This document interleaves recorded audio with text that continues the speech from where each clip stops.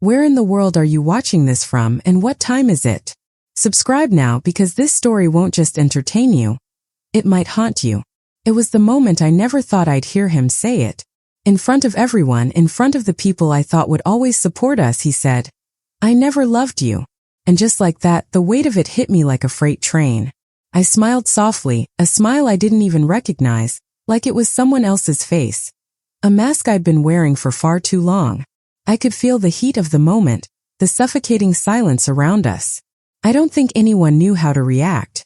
They were waiting for me to break, to scream, to collapse into a pile of tears, but instead I pulled out the prenup, the one piece of paper I had never wanted to use, the one that felt like a final piece of a jigsaw puzzle that should have never been put together. The air shifted then, like the ground had cracked beneath us, and I could almost hear the collective gasp. What happened after that left everyone speechless. But that moment, that single moment, was just the beginning. I'm not sure why it still feels like a storm inside of me. This deep ache that never truly goes away. I was never one to show my emotions easily. My mother taught me that. Always be strong. Always keep the pain inside because no one wants to see it. She never said it, not in words, but in the way she held her chin up when life cracked her open. I've tried to live that way, tried to bury everything deep. But in that room, in that single second, I could feel the weight of every unspoken word between us, every promise broken. I remember when I was little, my mother would smile and tell me everything would be fine, that nothing could touch us, that we were stronger than anything life threw our way. I wanted to believe her. But sometimes the way she looked at me, like I was something to be fixed, like I could never be enough, told a different story. My father wasn't there. Not physically, not emotionally. He was always absent, lost in his own world, a shadow in our home. It made me wonder if I was ever loved, or if I just didn't deserve it. My siblings, they were always perfect, always achieving, always doing the right thing. I never quite fit in that mold.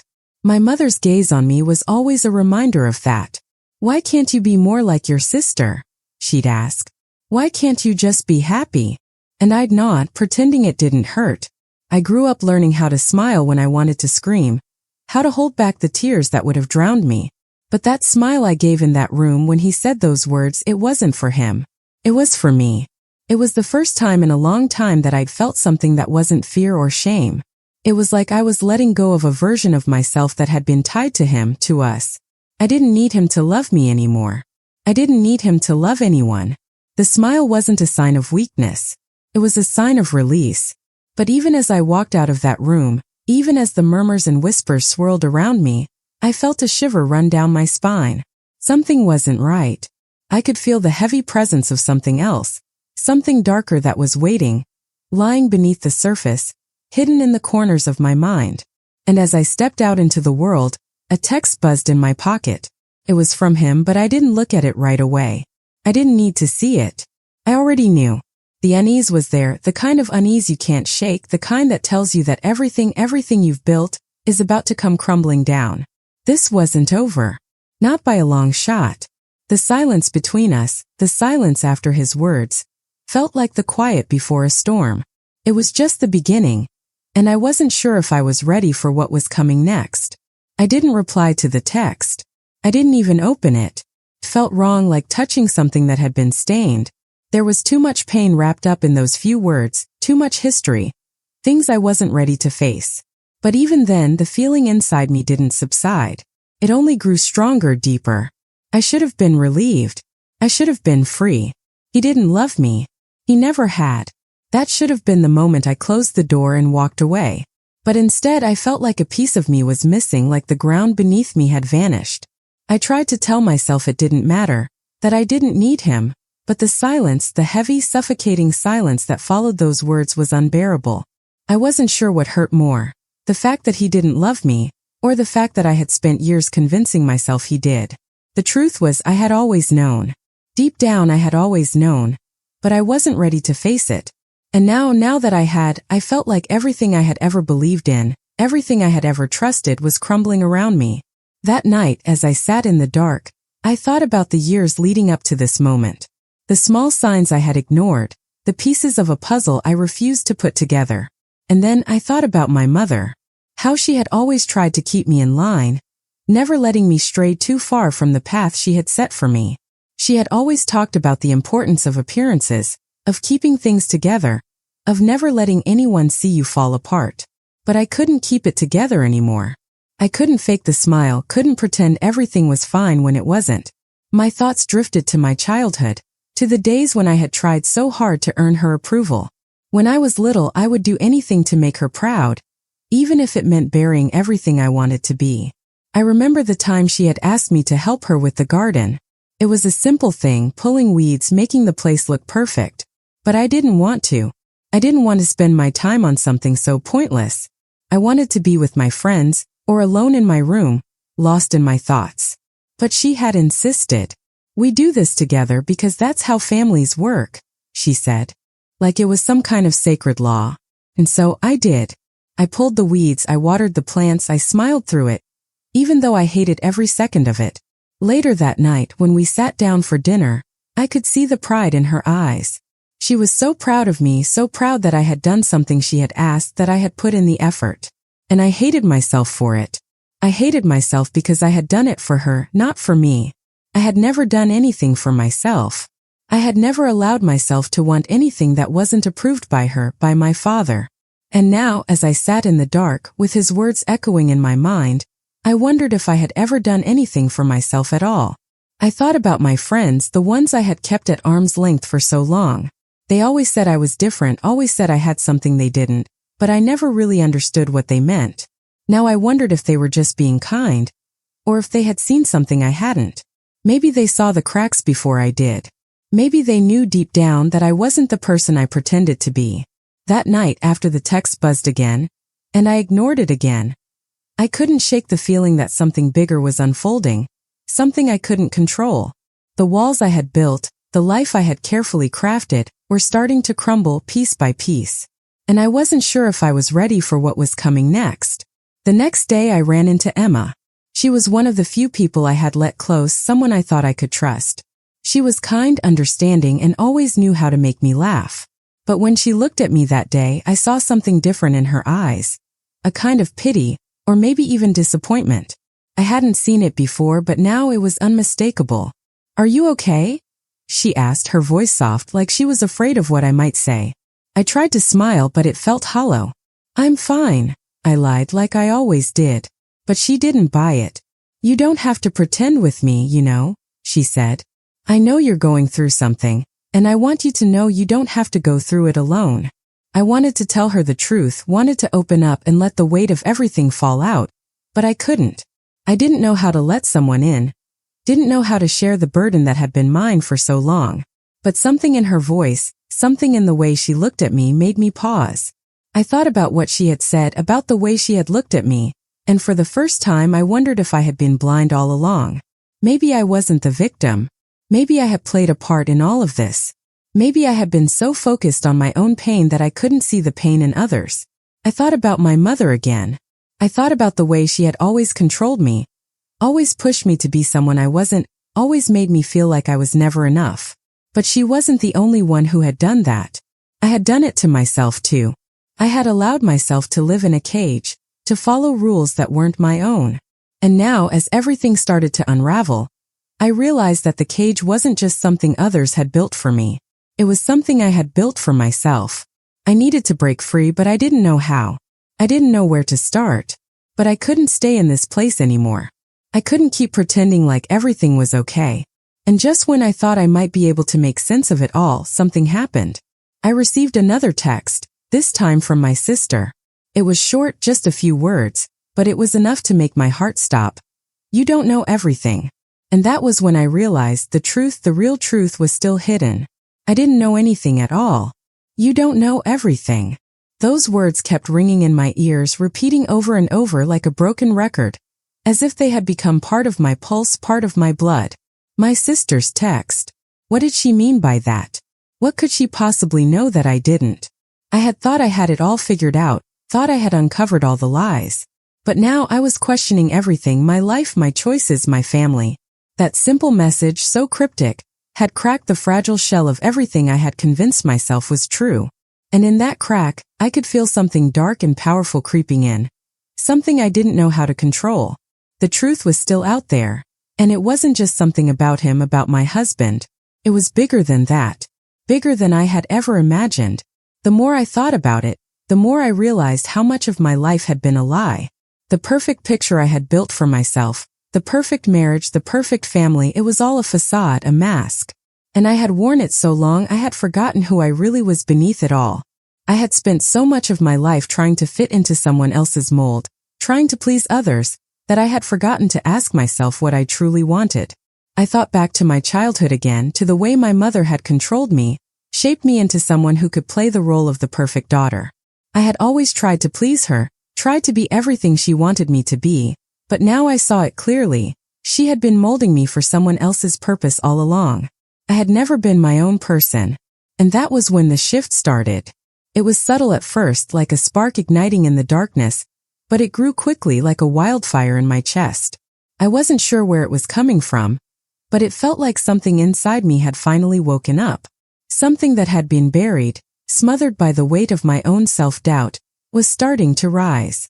And I couldn't ignore it anymore. I couldn't keep pretending that I was okay, that everything was fine. I wasn't fine. I didn't know exactly what I was going to do, but I knew that I was done with being the victim.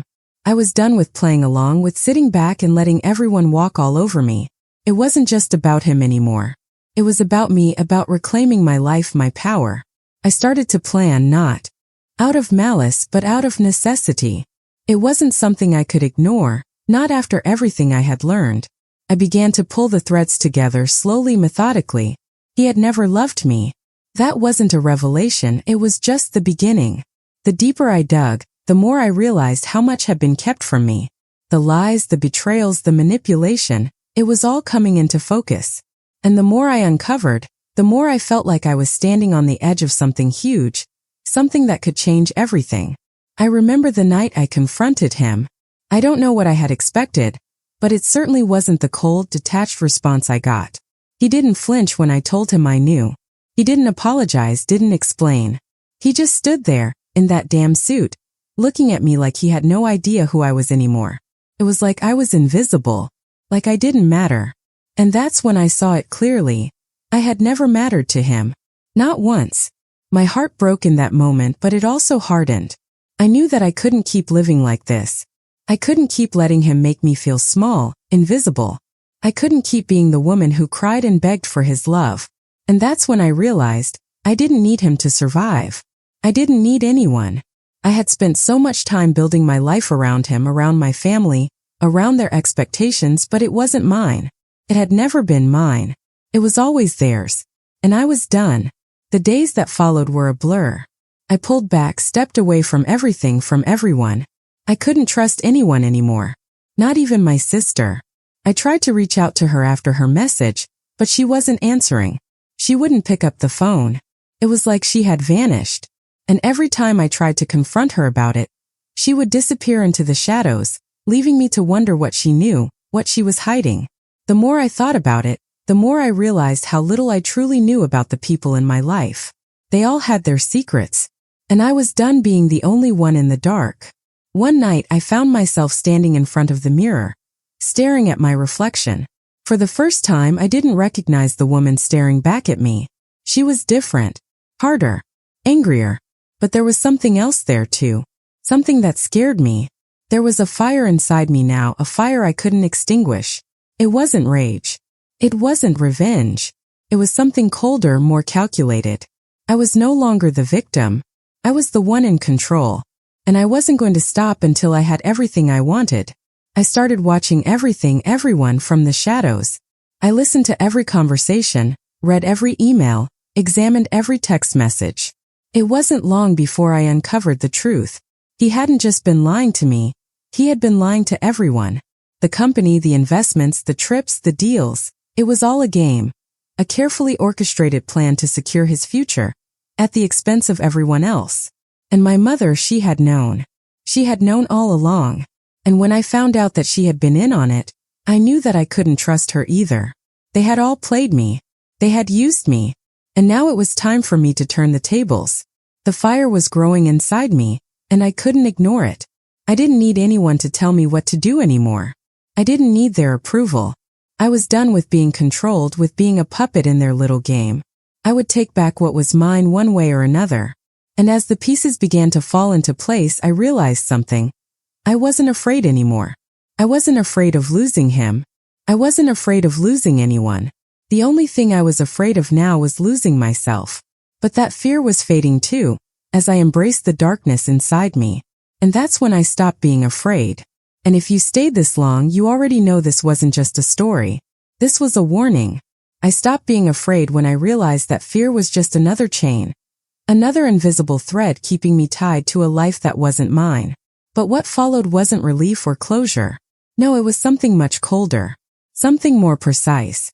I'd spent so much time in the shadows watching, planning, that when it finally came time to strike, everything felt like it was happening in slow motion. Like the world around me was suspended, and I was moving through it with this sharp clarity. I had my revenge. Not just on him, but on them all. My mother, the one who had always said, "You'll never make it on your own. You're nothing without us," was the first to fall. I watched her, broken in that quiet little room, her face pale as she read the letter I had left for her. I had watched her play her games for years, the same games she'd taught me to play, but I had turned them on her. She had always believed she controlled everything, every move, every word. But I was the one in control now. The letter, with its simple, cutting truths, shattered her completely. She had been complicit in his lies, his manipulations, his world of secrets. But it wasn't just about that. It was about everything she had stolen from me. My childhood, my freedom, my voice. And when I saw the look on her face as she realized what I had done, I felt nothing. Not triumph, not joy. Just cold, relentless certainty. But it wasn't enough. Not yet. He was next. The man who had built his empire on the backs of lies. The one who had dragged me into this nightmare and watched me burn. His downfall wasn't some dramatic confrontation, not a violent showdown. It was quieter than that. It was a subtle unraveling. I leaked the evidence, his dirty dealings, his affair with my best friend, the shady investments he'd kept hidden from the public eye. I fed the right people the right information, and just like that, he lost everything. His career, his reputation, his wealth, everything crumbled beneath the weight of his own deceit. And when I stood across from him, when I finally saw the fear in his eyes, I realized something. I wasn't just destroying him. I was destroying the version of myself that had been in love with him. The version that believed in the fairy tale, the one that had fought for a family that never existed. And in that moment I felt that old self die. But it didn't stop there. The twist was coming, and I didn't see it until it was too late. I had built my revenge so carefully, so methodically, that I hadn't expected what was going to happen next. It was her. My sister. The one who had stayed silent all this time, the one who I had thought was my ally, my friend. She had been playing me from the beginning, just like the rest of them. The message, "You don't know everything," had been a warning not for me but for her. She had known everything. She had always known. And she had been feeding me lies just like they had. She had been part of the plan all along, standing in the shadows, pulling the strings, pretending to be the victim when she was the mastermind. The betrayal cut deeper than anything else. But this time I didn't let it break me. I took the truth she had given me, twisted it, and used it. I didn't need her anymore. The final blow came when I stood at the door of his office, watching him as he realized he was nothing without the empire he had built on others' backs. The moment of silence between us was deafening. I had destroyed him, and yet I didn't feel any satisfaction. I had won, and I didn't feel victorious. I was hollow, empty. The people I had trusted, the people I had loved, had all been lies, and in destroying them, I had destroyed everything I once believed in. I left him there broken, crumpled on the floor, and walked away. But I couldn't walk away from myself. The truth had stripped me of my illusions, and now all I had was the raw, cold reality. I didn't know what would come next.